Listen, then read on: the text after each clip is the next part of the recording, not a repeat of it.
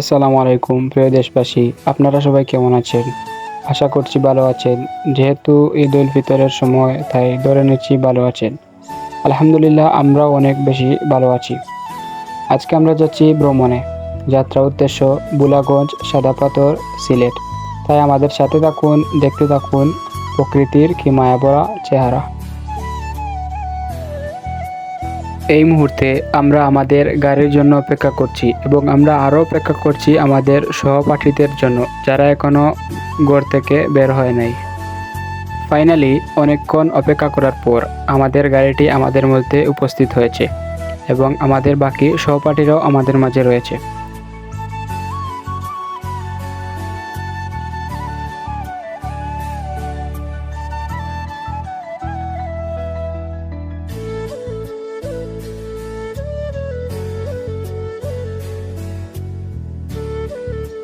আমরা আর দেরি না করে গাড়িতে উঠে পড়ছি এবং আমাদের গাড়িটি চলতে শুরু করেছে।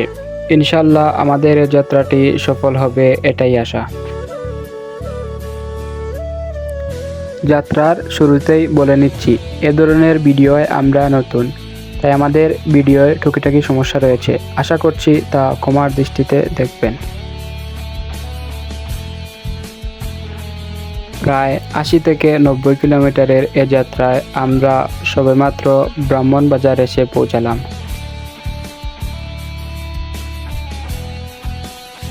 রাজনগরের দিকে না গিয়ে ব্রাহ্মণবাজার থেকে শর্টকাট একটি রাস্তা বেছে নিলাম। রাজনগরের দিকে গেলে আরও কিছু প্রাকৃতিক দৃশ্য এবং পাহাড় দেখতে পেতাম।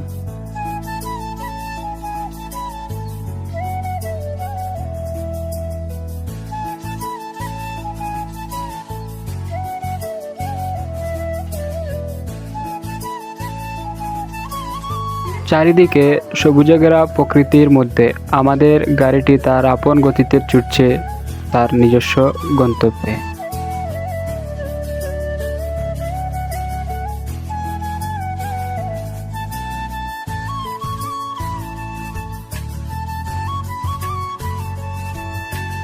কি অপরূপ দৃশ্য, তাই না? প্রকৃতির মাঝেই বিরাজ করছে একটি ঈদগাহ ও একটি হাই স্কুল।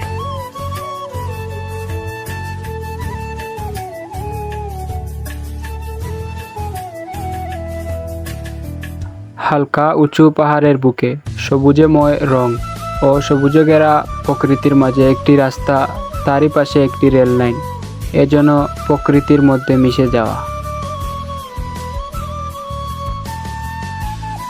দেখতে দেখতে চলে আসলাম মাঝগাঁও রেলওয়ে স্টেশন। স্টেশনটি ক্যামেরায় সুন্দর না দেখালেও বাস্তবে স্টেশনটি অনেক সুন্দর। আমরা মাঝগাঁও রেলওয়ে স্টেশন থেকে বেরিয়ে গ্রামের ছোট্ট একটি রাস্তা দিয়ে যাচ্ছি। জানি না আমি গ্রামটার নাম কি, তবে এই মসজিদ এই গ্রামের সৌন্দর্য আরও বাড়িয়ে দিয়েছে। আসলে এই মসজিদটি অনেক সুন্দর এবং গ্রামটিও। এই মুহূর্তে আমরা অবস্থান করছি ফেঞ্চুগঞ্জের ব্রিজের উপর।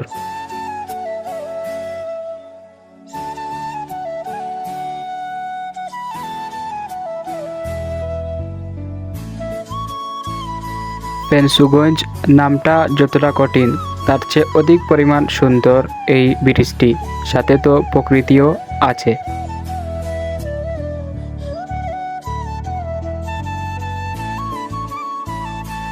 এই মুহূর্তে আমাদের গাড়িটি ব্রেক নেয় ব্রিজটির টুল দেওয়ার জন্য এবং টুল দেওয়া শেষে আমাদের গাড়িটি আবারও চলতে শুরু করে। একই জায়গায় পাশাপাশি দুটো ব্রিজ, মাঝখানে একটি নদী। আমি জানি না জায়গাটার নাম কি, তবে জায়গাটা বেশ সুন্দর।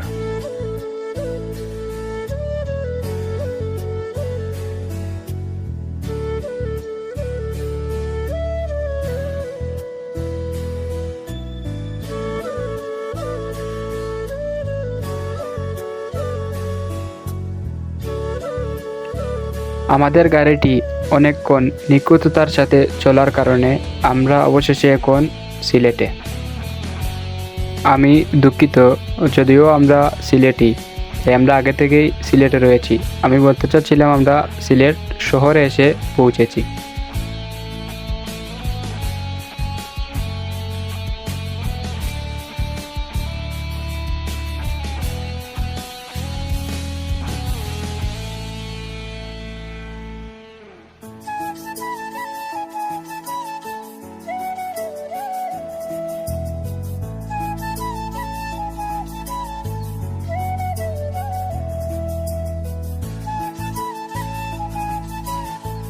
আমাদের গাড়িটি ব্রেক করলো ফুয়েল নেওয়ার জন্য, তাই আমরাও গাড়ি থেকে নেমে পড়লাম কিছু খাওয়া দাওয়ার জন্য।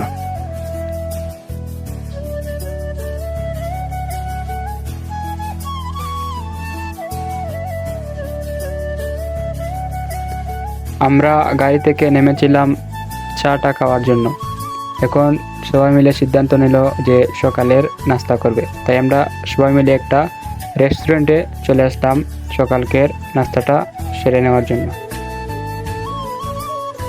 সবাই খাওয়া দাওয়া শেষ করে আবারও আমরা গাড়িতে উঠে পড়লাম এবং আমাদের গাড়িটি আবারও চলতে শুরু করেছে। এই মুহূর্তে আমরা সিলেট শহর থেকে বেরিয়ে গোলাগঞ্জের দিকে এগোবো ইনশাল্লাহ।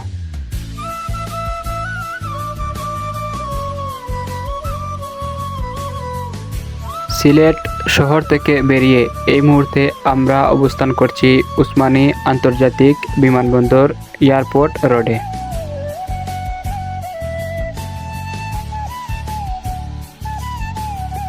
এখন পর্যন্ত আমরা যতটুকু রাস্তা অতিক্রম করলাম তার চেয়ে সবথেকে সুন্দর এই এয়ারপোর্ট রাস্তাটি, আসলেই অনেক সুন্দর।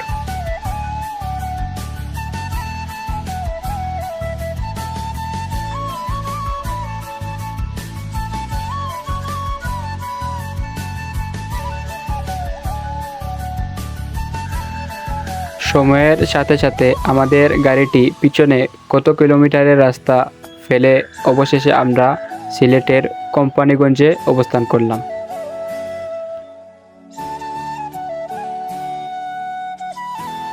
ফাইনালি আমরা সিলেটের বুলাগঞ্জ এসে পৌঁছালাম। আপনারা লক্ষ্য করলে দেখতে পাবেন উঁচু উঁচু পাহাড়গুলো মেঘের কারণে পরিষ্কার দেখা যাচ্ছে না।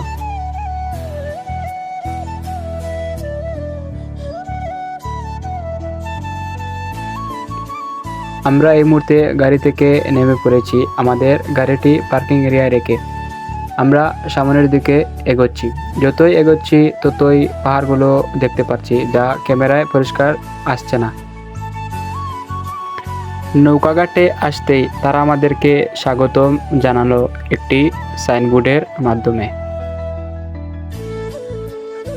আমরা এখন নৌকায় ওঠার জন্য সামনের দিকে এগোচ্ছি এবং নৌকায় ওঠার জন্য প্রস্তুতি নিচ্ছি ও নৌকাতে উঠছি। আমরা সবাই 9 জন ছিলাম। একটি নৌকায় সর্বোচ্চ 8 জন উঠা যায়। আমরা মাঝি ভাইকে রিকোয়েস্ট করলাম, আমরা 9 জন আছি, একজন বেশি যাবে। মায়াবরা নদীর বুকে আমাদের মায়াবতী নৌকা ছুটছে নদীর ওই পারে আমাদেরকে পৌঁছে দেওয়ার জন্য। আসলেই কি অপরূপ মুহূর্ত, ভাষায় প্রকাশ করার মতো না। প্রকৃতির মধ্যে নদীর মাঝে আমার নিজের লেখা একটি কবিতা আপনাদেরকে বলতে চাই। কি অদ্ভুত জীবন আমার, মুক্ত আকাশে উড়তে চায়, চারিদিকে প্রকৃতির সাথে ঘুরতে চায়। আমার চোখ প্রকৃতির মায়াভরা মুখ দেখতে চায়, আমার মুখ প্রকৃতির গান গাইতে চায়, আমার হৃদয় প্রকৃতির সাথে কথা বলতে চায়, আমার শরীর প্রকৃতির সাথে হাঁটতে চায়, আর আমার জীবনটাই প্রকৃতির সাথে মিশে যেতে চায়। আমার এই ক্ষুদ্র জ্ঞানে অল্প কিছু এলোমেলো লাইন কেমন লাগলো আপনাদের কাছে অবশ্যই কমেন্টে জানাবেন। 8 থেকে 9 মিনিট নৌকা চলার পর আমরা নদীর ওই পারে এসে পৌঁছালাম। আসলেই নৌকা যাত্রাটি বেশ সুন্দর ছিল। এমন মুহূর্ত জীবনে বারবার আসুক, এটাই প্রত্যাশা।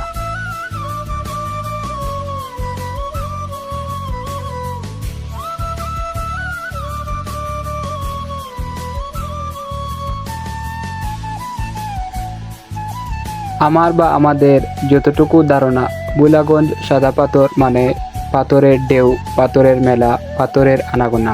কিন্তু আমরা এখানে এসে যা দেখলাম, এখানে পাথরের কোনো অস্তিত্ব নেই।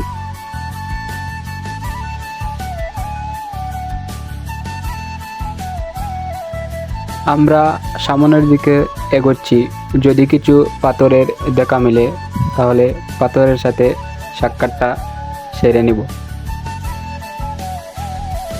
হ্যাঁ, ওই পারে কিছু পাথর রয়েছে এবং স্বচ্ছ পরিষ্কার পানি। আমরা সবাই পানিতে গোসল করতে নেমে পড়লাম।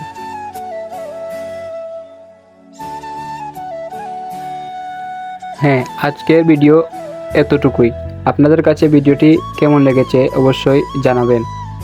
আর যারা বাংলাদেশকে লুটেপুটে খেতে চান তাদেরকে বলছি, বাংলাদেশকে লুটেপুটে না খেয়ে বাংলাদেশকে ভালোবাসতে শিখুন। আর এটা মনে রাখবেন, দেশকে উন্নত করতে না পারি, অন্তত দেশের ক্ষতি না করি। আমার পরবর্তী ভিডিওটি আরও সুন্দর এবং নিখুঁততার সাথে করার চেষ্টা করব ইনশাল্লাহ। আজকে অতটুকুই। সবাই ভালো থাকবেন, সুস্থ থাকবেন, এটাই কামনা।